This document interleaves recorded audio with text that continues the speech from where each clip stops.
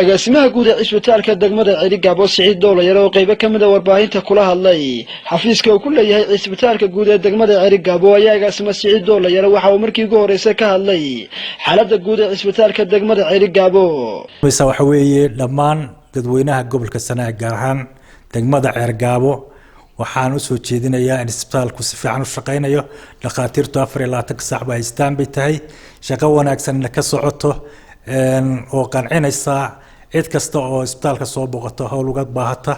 marka waxaan ku dhiirigelinaynaa dadweynaha inay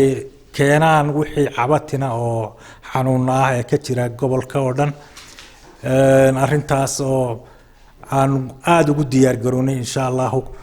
haddii ay beedmo Igaysta kalna agaasima Siciid Doolayar ayaa warbaahintu wax ka weydiisay warar maalmihii u dambeeyay baraha bulshada la isla dhaxmariyay isla markaasna sheegayeen cisbitaalka guud ee magaalada Cerigabo xirmay waxaana agaasima Siciid Doolayar kaga jawaabay sida tan arintaas ma aha arrin wax ka jiraan oo iska dad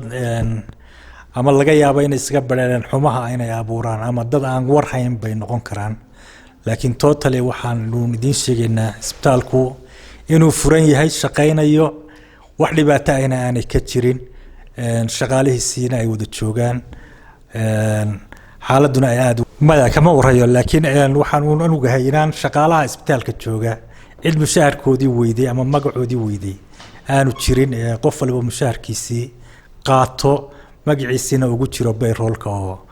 gabagabadina agaasima Siciid Doolayar ayaa waxa uu ka hadlay halka ay ku dambeeyeen daawooyinkii laga helay sanduuqa horumarinta Soomaaliland ee SDF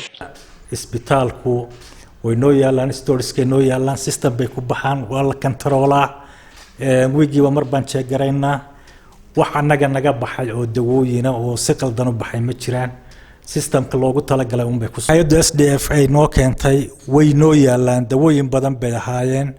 dheedad kala gedisanna way leeyihiin wixii noo yaalo iyo dheedadkoodana waan ogno xogaal baan u nahay waxaan ku talagalnaa inaan hal jeer waxba nagu dhicin wixii dheer oo aan isbitaalku isticmaali kari maayona meelo kale oo looga baahan yahay baa jira oo aan u gudbino